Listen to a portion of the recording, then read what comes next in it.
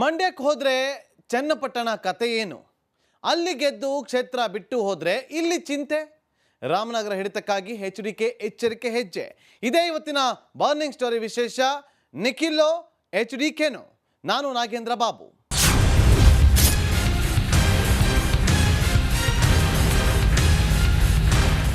ಈಗ ರಾಜ್ಯದಲ್ಲೇ ಅತಿ ಹೆಚ್ಚು ಕುತೂಹಲ ಕೆರಳಿಸಿದ ಕ್ಷೇತ್ರಗಳಲ್ಲಿ ಒಂದು ಅಂದರೆ ಅದು ಮಂಡ್ಯ.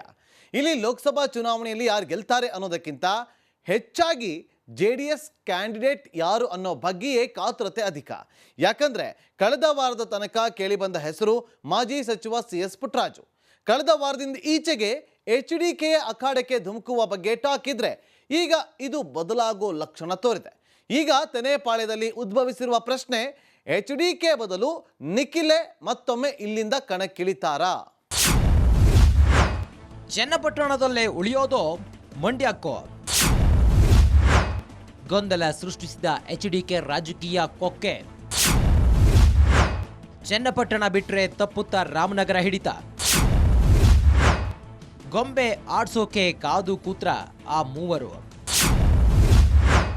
ಹಿಂಗಂಗೆ ದಳಪತಿಗೆ ಇಲ್ಲಿ ಅಲ್ಲಿ ದೊಡ್ಡ ತಳಮಳ. ಇನ್ನು ಸ್ಪರ್ಧೆ ಡಿಸೈಡ್ ಮಾಡಿಲ್ಲವೇ HDK? ಹಳೆದು ತೂಗಿಯೂ ನೋಡ್ತಿರೋ ಕುಮಾರಣ್ಣ. ಚನ್ನಪಟ್ಟಣದ ಮೇಲೂ ಆಸೆ, ಮಂಡ್ಯ ಮೇಲೂ ಪ್ರೀತಿ. ಚನ್ನಪಟ್ಟಣ ಬಿಡಬೇಡಿ,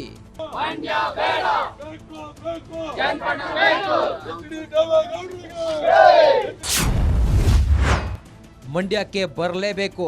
ಅವರು ಬರೀ ಅಪ್ಲಿಕೇಶನ್ ಹಾಕಿ ಮನೆ ಹತ್ರ ಇದ್ರು ಮಂಡ್ಯ ಜಿಲ್ಲೆ ಜನತೆ ಗೆದ್ದು ಕಳಿಸ್ತಾರೆ. ನಮ್ಮ ಮಂಡ್ಯ ಜಿಲ್ಲೆಯ ಜನತಾ ತುಡಿತದಲ್ಲಿದ್ದಾರೆ. ಕುಮಾರಸ್ವಾಮಿ ಆಗ್ಬೋದು, ನಿಖಿಲ್ ಕುಮಾರಸ್ವಾಮಿ ಆಗ್ಬೋದು, ಇಬ್ಬರಲ್ಲಿ ಯಾರಾದರೂ ಸದಾ ಅತಿ ಹೆಚ್ಚಿನ ಬಹುಮತ 3 ಲಕ್ಷಗಳ ಮತಗಳ ಅಂತರದಿಂದ ನಾವು ಗೆಲ್ಸಕ್ಕೆ ತುಂಬ ತುಡಿತದಲ್ಲಿದ್ದೇವೆ. ಕುಮಾರಣ್ಣ ಇಲ್ಲ ಅಂದ್ರೆ ನಿಖಿಲಣ್ಣ, ಇಬ್ಬರಲ್ಲೊಬ್ರು ಅಭ್ಯರ್ಥಿ ಆಗಲೇಬೇಕಣ್ಣ. ಎತ್ತು ಏರಿಗೆ ಕೋಣ ನೀರಿಗೆ. ಇದು ಅಕ್ಷರಶಃ ಮಾಜಿ CM ದಳಪತಿ HD ಕುಮಾರಸ್ವಾಮಿ ಸ್ಥಿತಿ.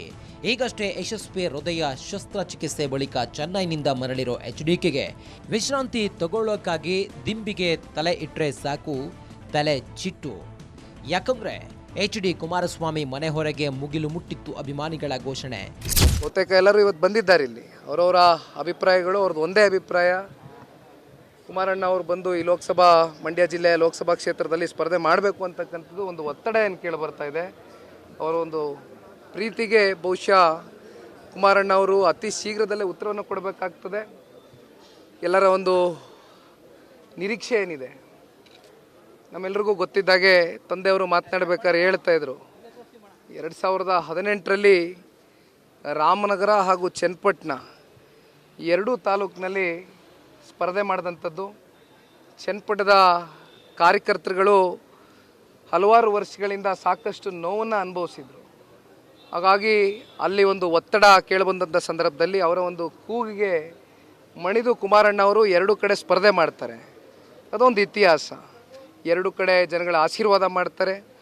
ಈಗ ಹಾಲಿ ಶಾಸಕರು ಇರ್ತಕ್ಕಂಥದ್ದು ನಮ್ಮ ಚನ್ನಪಟ್ಟಣ ತಾಲೂಕಿನ ಕುಮಾರಣ್ಣ ಅವರು. ಹಾಗಾಗಿ ನಾಳೆ ದಿನ ಎಲ್ಲ ನಮ್ಮ ಚನ್ನಪಟ್ಟಣ ತಾಲೂಕಿನ ಪ್ರಮುಖ ಮುಖಂಡರುಗಳನ್ನ ಮನೆಗೆ ಕರೆದಿದ್ದೇವೆ. ಅವರು ಯಾವ ರೀತಿ ಅವರು ಕೂಡ ಡೈರೆಕ್ಷನ್ಸ್ ಕೊಡ್ತಾರೆ, ಇದನ್ನೆಲ್ಲ ಭಾಳ ಗಂಭೀರವಾಗಿ ಪರಿಗಣನೆಗೆ ತಗೊಂಡು ಅತಿ ಶೀಘ್ರದಲ್ಲೇ ಒಂದು ಉತ್ತರವನ್ನು ಕೊಡ್ತಾರೆ ಪಕ್ಷ. ಹಾಗೆ ನೋಡಿದರೆ ಮಂಡ್ಯ ಲೋಕಸಭಾ ಕ್ಷೇತ್ರದಿಂದ JDS ಅಭ್ಯರ್ಥಿ ಯಾರು ಅನ್ನೋ ಬಗ್ಗೆನೇ ದೊಡ್ಡ ಕುತೂಹಲ. ಕಳೆದ ವಾರ ಮಂಡ್ಯದಲ್ಲಿ ನಡೀತಲ್ಲ JDS ಕಾರ್ಯಕರ್ತರ ಸಮಾವೇಶ. ಅಲ್ಲಿವರೆಗೂ ಸೌಂಡು ಮಾಡಿದ್ದು ಮಾಜಿ ಸಚಿವ CS ಪುಟ್ಟರಾಜು ಹೆಸರು. ಮಾಜಿ ಸಂಸದರಾಗಿಯೂ ಕ್ಷೇತ್ರ ಪರಿಚಯ ಇರೋ CS ಪುಟ್ಟರಾಜು ಸ್ಪರ್ಧಿಸಿದ್ರೆ ಪಕ್ಷದ ಬಲದೊಂದಿಗೆ ಅವರು ಗೆಲುವಿನ ದಡ ಸೇರಬಹುದು ಅನ್ನೋ JDS ನಾಯಕರ ಲೆಕ್ಕ ಇತ್ತು.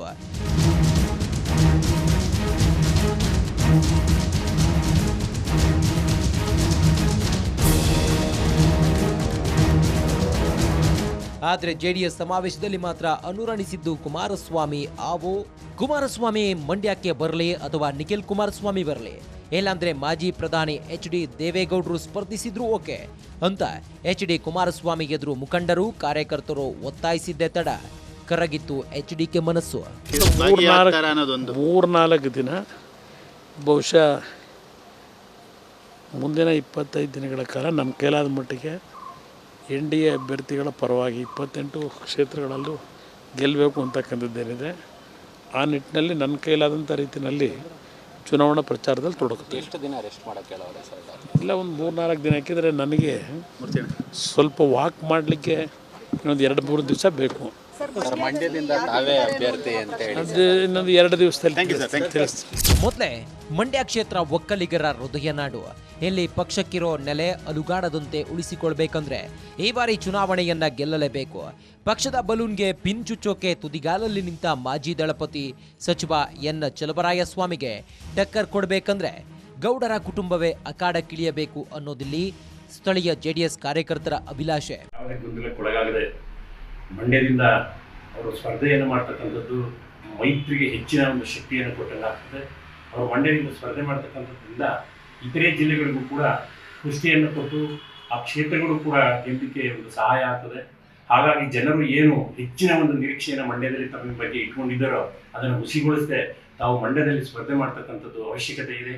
ಮತ್ತು ತಾವು ಮಾಡೋಕ್ಕಾಗದೇ ಇಲ್ಲ ಅಂತ ಹೇಳಿದ್ರೆ ತಮ್ಮ ಮಗನನ್ನಾದರೂ ಕೂಡ ಮಂಡ್ಯದಿಂದ ಸ್ಪರ್ಧೆಯನ್ನು ಮಾಡ್ತಕ್ಕಂಥದ್ದು ತುಂಬ ಒಳ್ಳೆಯದು.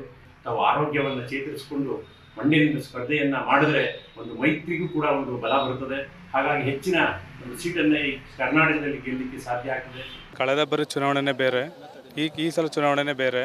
ಈ ಸಲ ಕುಮಾರಣ್ಣ ಅವ್ರು ಬಂದರೆ ಸೂಕ್ತ ಅನಿಸುತ್ತೆ. ಅವರು ಬರೀ ಅಪ್ಲಿಕೇಶನ್ ಹಾಕಿ ಮನೆ ಹತ್ರ ಇದ್ದರು ಮಂಡ್ಯ ಜಿಲ್ಲೆ ಜನತೆ ಗೆದ್ದು ಕಳಿಸ್ತಾರೆ. ಪ್ರಚಾರ ಏನು ಮಾಡೋದೇ ಬೇಡ ಹಂಗಾದ್ರೆ ಅವರು ಕುಮಾರಣ್ಣ ಅಪ್ಲಿಕೇಶನ್ ಹಾಕಿದ್ರು ಸಾಕು. ಅವ್ರ ಮಗ ಬಂದು ಕ್ಯಾನ್ವಾಸ್ ಮಾಡೋ ನಿಖಿಲಣ್ಣವರು ಬಹುಮತದಿಂದ ಗೆಲ್ತಾರೆ ಸರ್. ಕಳೆದ ಬಾರಿ ಚುನಾವಣೆಗಿಂತ ಈ ಬಾರಿಯ ಚುನಾವಣೆ ತುಂಬ ವಿಭಿನ್ನವಾಗಿದೆ. ಮಂಡ್ಯ ಜಿಲ್ಲೆ ಜನತೆ ಕೇರ್ಪೇಟೆಯಲ್ಲಿ ಯಾವ ರೀತಿ ನಮ್ಮ JDS ಪಕ್ಷದ ಅಭ್ಯರ್ಥಿಯನ್ನು ಅತಿ ಹೆಚ್ಚು ಅಂತರದಿಂದ ಗೆಲ್ಲಿಸಿದ್ರು, ಅದೇ ರೀತಿ ನಮ್ಮ ಮಂಡ್ಯ ಜಿಲ್ಲೆಯ ಜನತೆ ತುಡಿತದಲ್ಲಿದ್ದಾರೆ. ಕುಮಾರಸ್ವಾಮಿ ಆಗ್ಬೋದು, ನಿಖಿಲ್ ಕುಮಾರಸ್ವಾಮಿ ಆಗ್ಬೋದು, ಇಬ್ಬರಲ್ಲಿ ಯಾರಾದರೂ ಸದಾ ಅತಿ ಹೆಚ್ಚಿನ ಬಹುಮತ 3 ಲಕ್ಷಗಳ ಮತಗಳ ಅಂತರದಿಂದ ನಾವು ಗೆಲ್ಸೋಕ್ಕೆ ತುಂಬ ತುಡಿತದಲ್ಲಿದ್ದೇವೆ. ಕೇರ್ಪೇಟೆಯಲ್ಲಿ ಕಮ್ಮಿ ಅಂದ್ರೂ 1 ಲಕ್ಷಗಳ ಮತರ ಅಂತರದಿಂದ ನಾವು ಗೆಲ್ಲಿಸ್ಕೊಡೋಕ್ಕೆ ತಯಾರಾಗಿದ್ದೇವೆ. ಅದೇ ರೀತಿ ಈ ಸಾರಿ ಬೇಗ ಟಿಕೆಟ್ನ ಅನ್ವಾಸ್ ಮಾಡಬೇಕು ಅನ್ನೋದು ನಮ್ಮೆಲ್ಲರ ಅಭಿಪ್ರಾಯ ಆಗಿದೆ. ಇನ್ನು ಪಕ್ಷ ಹಾಗೂ ತಮ್ಮ ಭದ್ರ ನೆಲೆಯಾದ ಮಂಡ್ಯದಲ್ಲಿ ಕುಮಾರಸ್ವಾಮಿಗೆ ಒಂಥರ ಮಾಡು ಇಲ್ಲವೇ ಮಡಿ ಹೋರಾಟ. ಈ ಸಲ ಜೆಡಿಎಸ್ ಬಿಜೆಪಿ ಮೈತ್ರಿಕೂಟವನ್ನ ಮಕಾಡೆ ಮಲಗಿಸಬೇಕು ಅಂತ ಟೊಂಕ ಕಟ್ಟಿರೋ ಚಲುವರಾಯಸ್ವಾಮಿ ಇದಕ್ಕಾಗಿ ಧನವಂತ ಸ್ಟಾರ್ ಚಂದ್ರರನ್ನ ಕರೆತಂದು ಕೊಡಿಸಿದ್ದಾರೆ ಟಿಕೆಟ್. ತಾವೇ ಅಭ್ಯರ್ಥಿ ಅನ್ನುವಂತೆ ಕಾಲಿಗೆ ಚಕ್ರ ಹಾಕಿಕೊಂಡಂತೆ ಗರಗರ ಸುತ್ತುತ್ತಿದ್ದಾರೆ.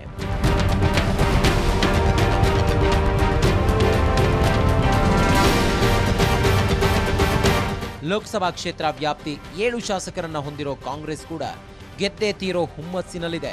ಇಷ್ಟೆಲ್ಲದರ ಜೊತೆ ಗೆಲ್ಲೋಕೆ ಏನೆಲ್ಲ ತಂತ್ರಗಾರಿಕೆ ನಡೆಸಬೇಕೋ ಅವೆಲ್ಲವನ್ನು ಸದ್ದಿಲ್ಲದೆ ಮಾಡತೊಡಗಿದ್ದಾರೆ ಚಲುವರಾಯಸ್ವಾಮಿ. ತೆನೆ ಸೋಲಿಸುವ ನಿಟ್ಟಿನಲ್ಲಿ ಆಪರೇಷನ್ಗೂ ಕೈ ಹಾಕಿದ ಚಲುವರಾಯಸ್ವಾಮಿ ಮಾಜಿ ಸಚಿವ ನಾರಾಯಣಗೌಡ ಸೇರಿದಂತೆ ಸ್ಥಳೀಯ ಬಿಜೆಪಿ ಜೆಡಿಎಸ್ ಮುಖಂಡರಿಗೆ ಗಾಳ ಹಾಕಿದ್ದಾರೆ.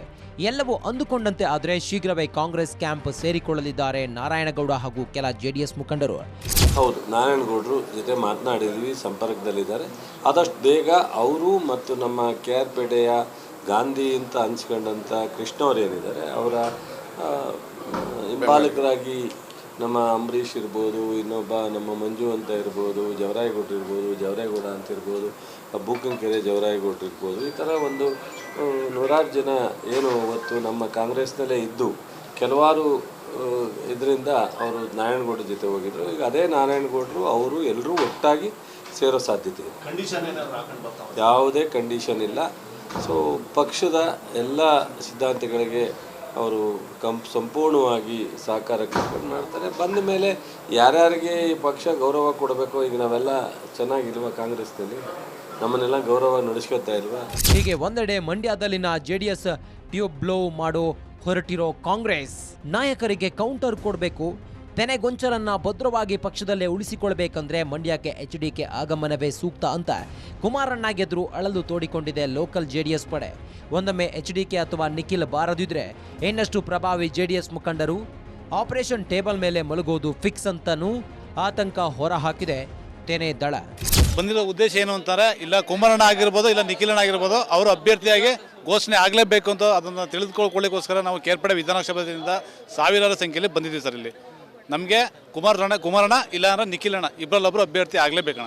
ಇದಕ್ಕೆ ಪೂರಕವಾಗಿ ಅದಾಗಲೇ ವಿಧಾನ ಪರಿಷತ್ ಮಾಜಿ ಸದಸ್ಯರಾದ ಮರಿತಿಬ್ಬೇಗೌಡ, ಅಪ್ಪಾಜಿಗೌಡ ಮುಂತಾದ ಮಂಡ್ಯ ಜೆಡಿಎಸ್ ಮುಖಂಡರು ಒಬ್ಬೊಬ್ಬರಾಗೆ ಕೈ ಕುಲುಕುತ್ತಿರೋದು ಸಹ ತೆನೆ ನಿದ್ದೆಗೆಡಿಸಿದೆ.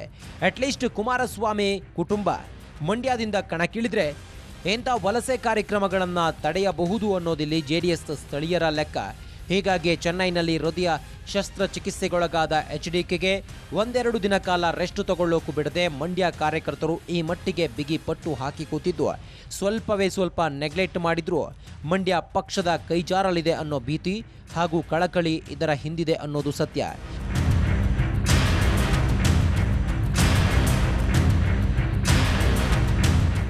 ಇಲ್ಲಿ ಮಂಡ್ಯ ಕಾರ್ಯಕರ್ತರು ಈ ಮಟ್ಟಿಗೆ ಒತ್ತಡ ಹೇರಿದ್ರೆ ಚನ್ನಪಟ್ಟಣ ತೆನೆ ಪಡೆಯದ್ದು ಇನ್ನೊಂದು ಕತೆ. ಇಲ್ಲಿಂದ ಕಳೆದ 2 ಸಲ ಗೆದ್ದಿರೋ HD ಕುಮಾರಸ್ವಾಮಿಯನ್ನ ಬಿಟ್ಟುಕೊಡೋಕು ಸಿದ್ಧರಿಲ್ಲ ಗೊಂಬೆನಗರಿ ತೆನೆ ಪಡೆ. ಚನ್ನಪಟ್ಟಣ ವಿಧಾನಸಭಾ ಕ್ಷೇತ್ರದಿಂದ ನಾವೆಲ್ಲ ಸಾವಿರಾರು ಕಾರ್ಯಕರ್ತರು ಇವತ್ತು ಬಂದಿದ್ದೀವಿ. ಇವತ್ತು ಏನು ಮಂಡ್ಯ ಲೋಕಸಭಾ ಕ್ಷೇತ್ರದ ಟಿಕೆಟ್ನ ಫೈನಲ್ ಮಾಡಬೇಕು ಅಂತೇಳಿ ವಿಚಾರಕ್ಕೆ ಚರ್ಚೆಗೆ ಬಂದಿದ್ದೀವಿ. ಆದರೆ ನಮ್ಮ ಚನ್ನಪಟ್ಟಣದವರು ಯಾವುದೇ ಕಾರಣಕ್ಕೂ ಕೂಡ ಮಂಡ್ಯ ಲೋಕಸಭಾ ಕ್ಷೇತ್ರದಲ್ಲಿ ಕುಮಾರಸ್ವಾಮಿ ಅವರು ನಿಂತ್ಕೊಳ್ಳಿಕ್ಕೆ ಬಿಡೋದಿಲ್ಲ ಅನ್ನೋದನ್ನು ನಾವು ಘಂಟಾಘೋಷವಾಗಿ ಹೇಳ್ತಾ ಇದ್ದೀವಿ. ಇದನ್ನ ಹೋರಾಟನೂ ಕೂಡ ನಾವು ಮುಂದುವರಿಸ್ತೀವಿ.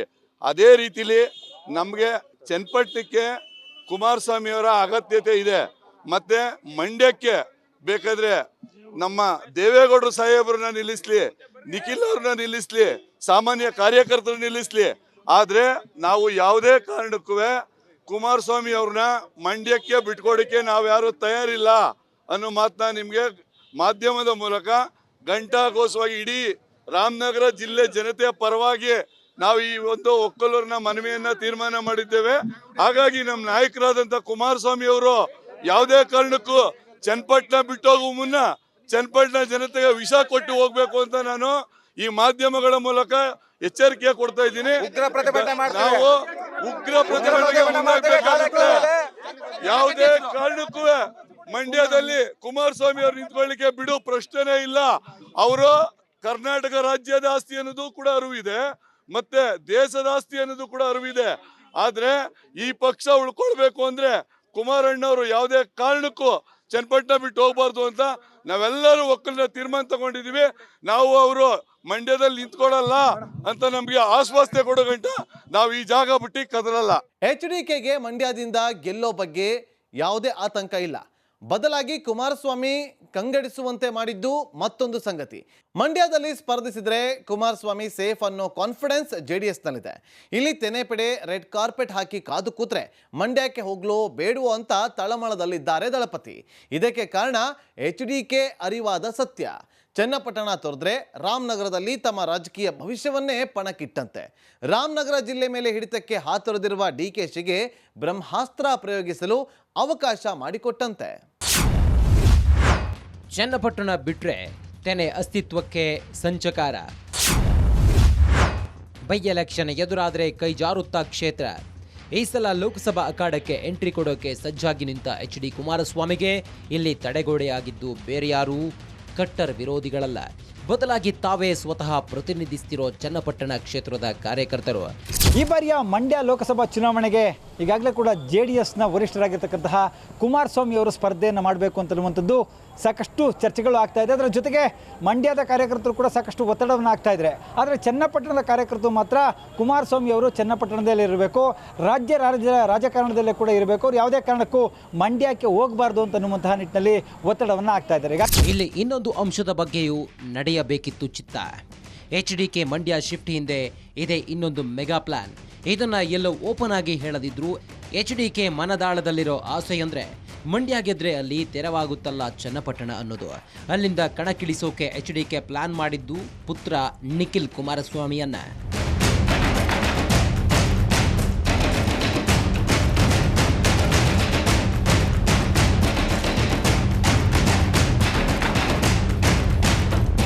ಇಲ್ಲಿ ನಿಖಿಲ್ ಕುಮಾರಸ್ವಾಮಿಗೆ ರಾಜಕೀಯ ನೆಲೆ ಕಲ್ಪಿಸೋ ಬಗ್ಗೆ ತಲೆಕೆಡಿಸಿಕೊಂಡಿರೋ HDKಗೆ ಚನ್ನಪಟ್ಟಣವನ್ನೇ ಪುತ್ರನ ರಾಜಕೀಯ ಜರ್ನಿಗೆ ಲಾಂಚ್ ಪ್ಯಾಡ್ ಮಾಡೋ ಬಯಕೆ ಇದೆ.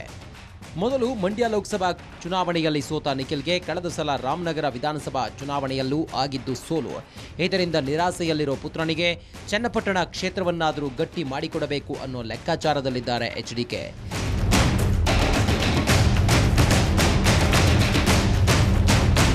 ಕಳೆದ ವಾರ ಮಂಡ್ಯದಿಂದ ಸ್ಪರ್ಧೆಗೆ ಗ್ರೀನ್ ಸಿಗ್ನಲ್ ಕೊಟ್ಟಿರೋ ಕುಮಾರಸ್ವಾಮಿ ಆ ನಂತರ ನಿಧಾನವಾಗಿ ಯೋಚಿಸಿದಾಗ ಕೆಲ ಆಪ್ತರು ಹೇಳಿದ ಕಿವಿಮಾತನ್ನ ಕೇಳಿದಾಗ ಆವರಿಸಿದೆ ಆತಂಕದ ಕಾರ್ಮೋಡ.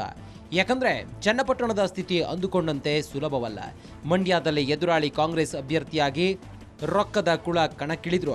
ಅಲ್ಲಿ ಗೆಲ್ಲೋ ಬಗ್ಗೆ ಕುಮಾರಸ್ವಾಮಿಗೆ ಒಂದು ಸ್ವಲ್ಪನೂ ಡೌಟ್ ಇಲ್ಲ. ಆದರೆ ಇವರಿಗೆ ಕಾಡಿದ್ದು ತೆರವಾಗೋ ಚನ್ನಪಟ್ಟಣದ ಚಿಂತೆ.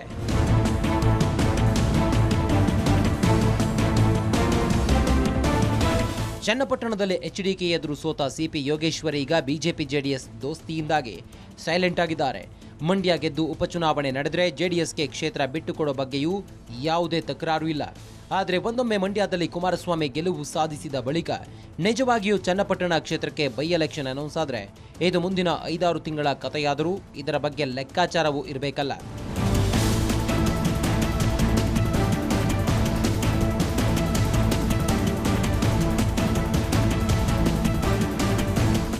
ಆಗ ಮೈತ್ರಿ ಎಷ್ಟರ ಮಟ್ಟಿಗೆ ಸಬಲವಾಗಿರುತ್ತೋ ಗೊತ್ತಿಲ್ಲ. ಚನ್ನಪಟ್ಟಣ ಕ್ಷೇತ್ರದಲ್ಲಿ ಕಳೆದ 25 ವರ್ಷಗಳಿಂದಲೂ ಹಿಡಿತ ಹೊಂದಿದ್ದ ಸಿಪಿವೈ ಅಷ್ಟು ಸುಲಭವಾಗಿ ಜೆಡಿಎಸ್ಗೆ ಕ್ಷೇತ್ರ ಬಿಟ್ಟುಕೊಡ್ತಾರ? ತಮ್ಮ ತವರಿನಲ್ಲಿ ನಿಖಿಲ್ ಅಥವಾ ಇನ್ಯಾರೋ ಜೆಡಿಎಸ್ ಅಭ್ಯರ್ಥಿಯಾದರೆ ಅವರ ಪರ ಮತಯಾಚಿಸ್ತಾರ?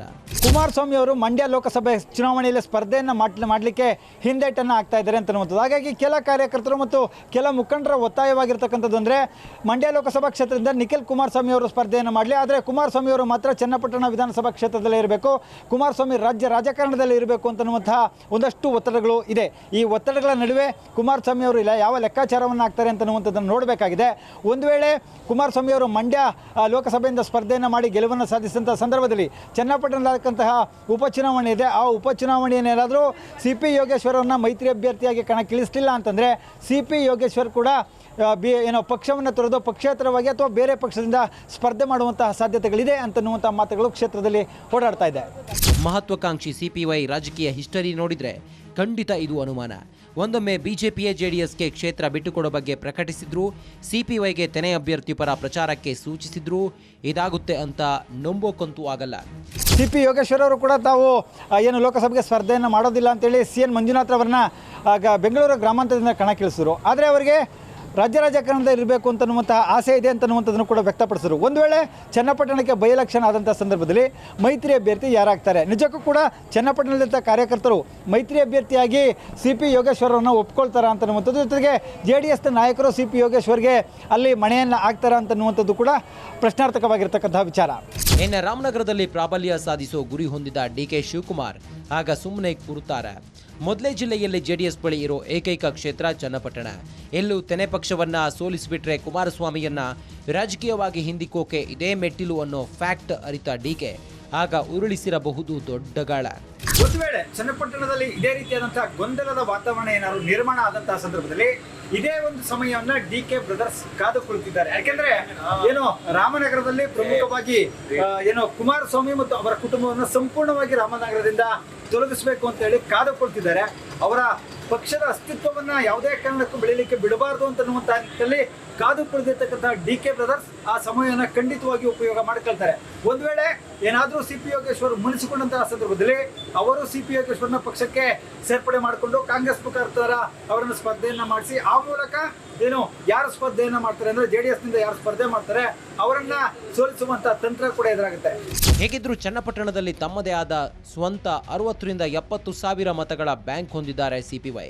ಇಲ್ಲಿ HDK ಪ್ರಾಬಲ್ಯ ಮುರಿಯೋ ಉದ್ದೇಶದಿಂದ ಯೋಗೇಶ್ವರನ್ನ ಕಾಂಗ್ರೆಸ್ಗೆ ಸೆಳೆದು ಟಿಕೆಟ್ ಕೊಟ್ಟು ಬಿಟ್ರೆ ಕಾಂಗ್ರೆಸ್ ಪರಂಪರಾಗತ ಅಹಿಂದ ಮತಗಳು DK ಪ್ರಭಾವದ ಮತದ ಜೊತೆ ಸಿಪಿವೈ ಶಕ್ತಿ ಸದ್ಬಳಕೆಯಾದರೆ ಆಗ ತೆನೆಗೆ ಗೆಲುವು ಕಬ್ಬಿಣದ ಕಡಲೆ.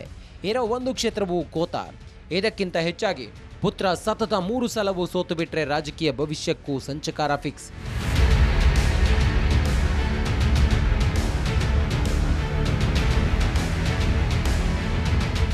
ಈ ಎಲ್ಲ ಪ್ಲಸ್ ಮೈನಸ್ಗಳನ್ನು ತೂಗಿಯೇ HDK ಮಂಡ್ಯಕ್ಕೆ ಹೋಗಲು ಈಗ ಮೀನಾಮೇಷ ಎಣಿಸಿದ್ದು.